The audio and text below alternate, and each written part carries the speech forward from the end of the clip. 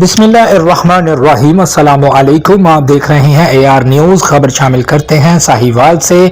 Divisional bureau chief Zaheer عباس کھچی کی report کے مطابق سویڈن میں قرآن پاک کی بے حرمتی پر مسلمانوں میں شدید غم و غصہ پایا جا رہا ہے۔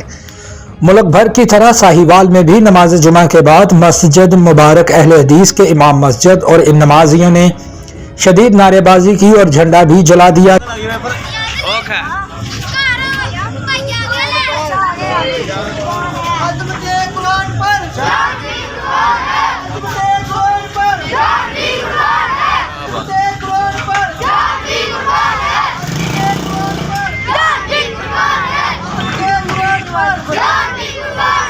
جیسا کہ آپ اپنی ٹیلی ویژن سکرین پر دیکھ رہے ہیں، اس موقع پر امام مسجد قاری عابد نے کہا کہ قرآن مجید مسلمانوں کی کتاب ہے اور اللہ تعالیٰ نے اس کی حفاظت کی خود ذمہ داری لی ہوئی ہے۔ اس کی کوئی بے حرمتی کرے ہم برداشت نہیں کر سکتے۔